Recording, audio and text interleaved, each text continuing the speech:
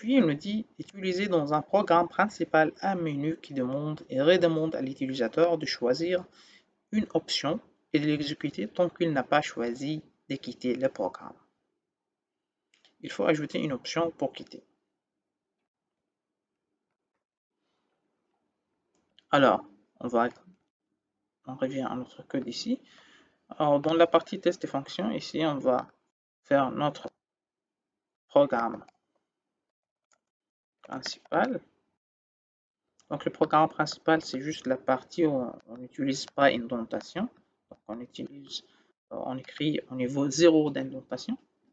Donc, on va faire un menu dans lequel on va demander à l'utilisateur de choisir parmi plusieurs options, qui sont ces options-là. D'accord? Donc, on va lui écrire un texte sur plusieurs lignes. On va dire entrer un choix. Le premier choix, ça sera, par exemple, voir la liste des étudiants. Le deuxième choix, ça sera ajouter étudiants. Le troisième choix, ça sera enlever.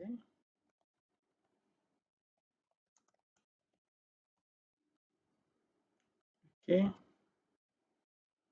Et puis, le quatrième choix, ça sera faire une importation des données. Puis, 5, exporter les données. Puis 6, ça sera quitter. OK? Donc, maintenant, on pourrait commencer notre programme principal. On va dire while. Donc ici, notre programme principal aura un menu qui demande et redemande à l'utilisateur de choisir une option. Donc maintenant, on va utiliser une boucle tant que l'utilisateur n'a pas choisi la bonne option et il n'a pas choisi l'option de quitter. On va redemander à l'utilisateur de choisir une option et l'exécuter. Okay? Donc on va faire une boucle while true. Et cette boucle-là, il vous semble qu'elle est une boucle infinie, mais pas tout à fait. En fait, parce que je veux ajouter plus tard une condition d'arrêt pour cette boucle-là. Cette condition d'arrêt sera évidemment lorsque l'utilisateur va choisir l'option quitter. Lorsqu'il va choisir l'option quitter, on va ajouter un break qui va nous forcer de sortir de cette boucle infinie. OK? Donc, on va dire, alors, while true, on va imprimer ces grands messages ici à l'utilisateur. Et après, on va dire réponse, par exemple, on va lire à partir de l'utilisateur ici.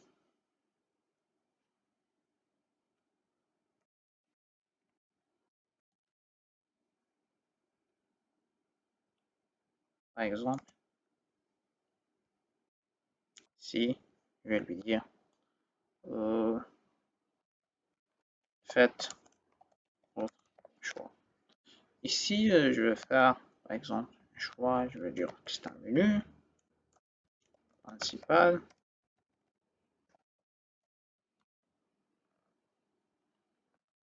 OK?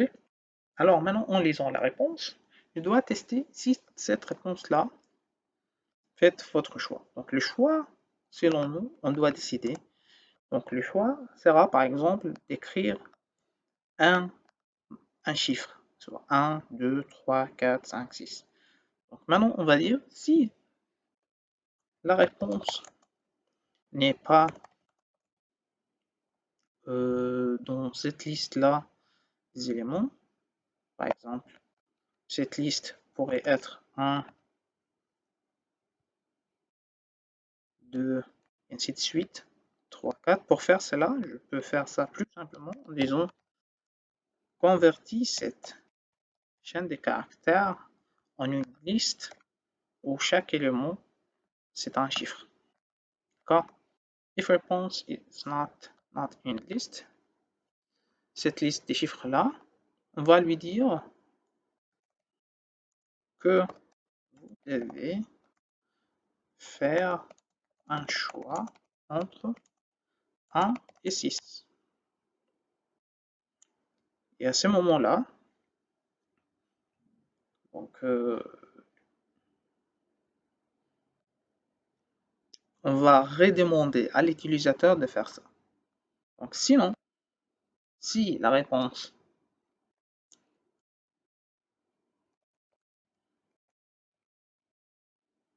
égale 1, ici 1 c'est un caractère, on va faire quoi? On va appeler la fonction voir liste étudiant. Sinon,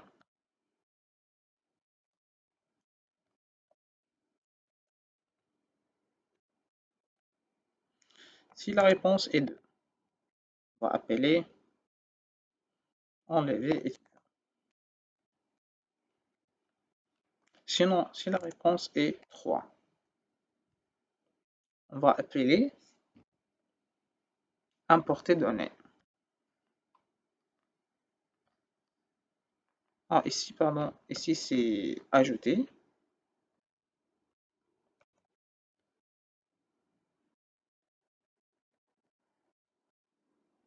Ici c'est enlever.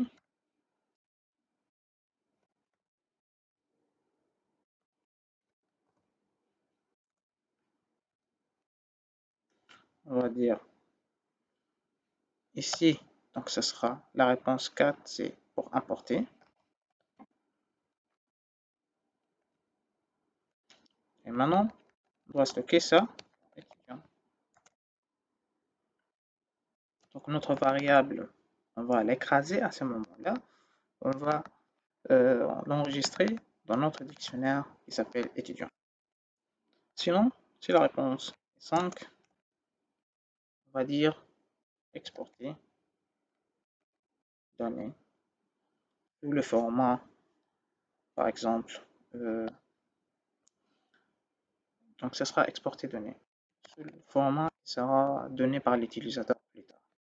Sinon, si la réponse est 6, à ce moment-là, on va dire que c'est la fin du programme et on quitte, fait un break. Ok, on peut tester notre code. Alors, faites votre choix, on va choisir 1. Donc, voici notre liste. Donc, on peut ajouter un étudiant, la matricule comme ça, le prénom c'est Tony, le nom c'est Stark. On peut voir encore une autre fois la liste des étudiants. On voit que Tony Stark a été ajouté. On peut ajouter un autre étudiant. Donc l'ajout de l'étudiant avec 2. Donc on donne la matricule, ça c'est une autre matricule. Le prénom c'est Ted. Le nom c'est Mojby. On voit encore une autre fois la liste. On voit que la liste a été mise à jour avec cet étudiant-là. On va enlever un étudiant. L'étudiant enlevé, disons c'est Ken Adams. Donc, je copie sa matricule. Donc si je vois la liste, je vois que lui il était enlevé. Si je sais par exemple d'exporter ces données-là, donc le choix, je peux choisir format CSV par exemple. Comment voir si ça a été fait? Je peux par exemple sortir de ce mode-là, aller ici.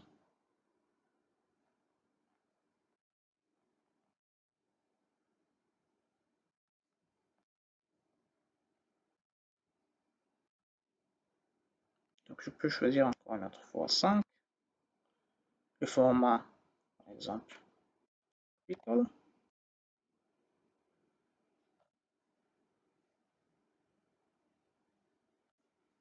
Et ici, on ne voit pas le résultat. Pourquoi?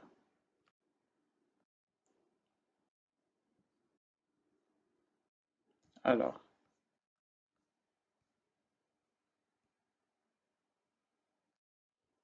ici, exporter données étudiants, la fonction exporter données, j'appelle ça, j'appelle ça, j'appelle ça.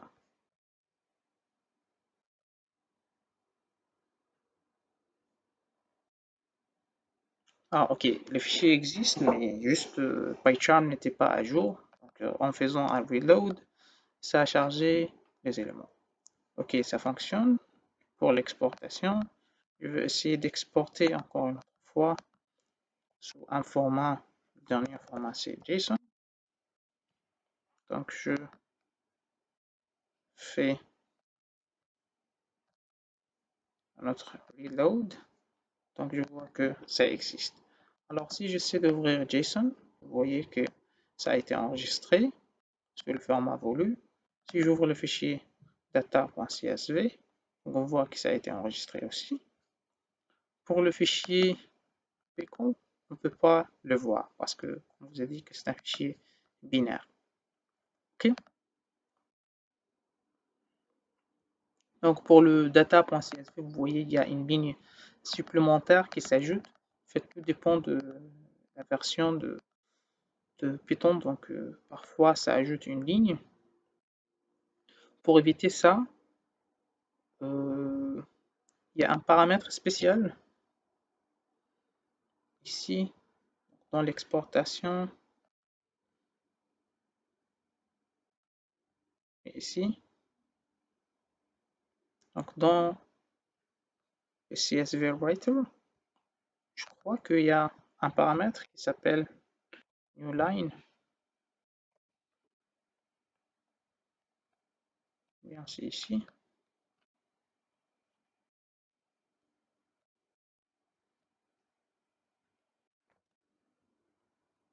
En fait, c'est le paramètre, c'est ici dans la fonction open. Donc ici, vous voyez pour open, il y a le newLine. Donc pour lui, je peux spécifier que le newLine, c'est le vide. Donc c'est la chaîne des caractères. Donc pour le moment, maintenant pour lui, ça doit être bon. Ok. Donc ici, je reviens dans le format ici.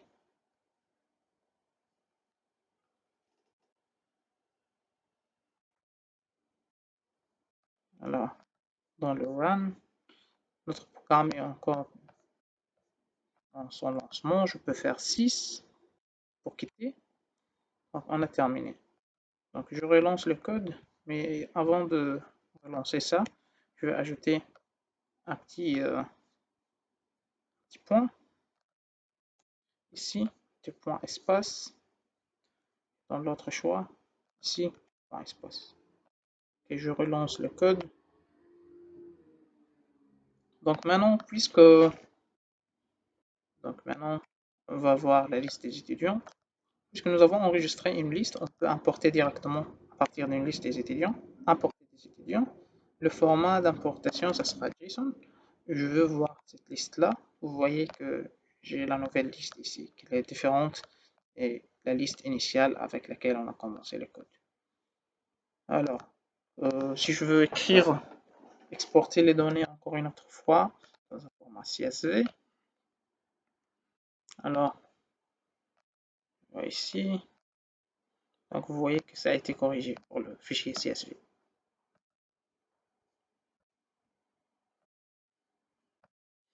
Alors, j'espère que vous avez aimé cet exercice-là. On a essayé de faire une application générale sur tous les types de fichiers en faisant une lecture et écriture, certaines manipulations des dictionnaires. Si vous avez des questions, n'hésitez pas à m'écrire. Sinon, je vous souhaite une bonne chance dans votre examen final.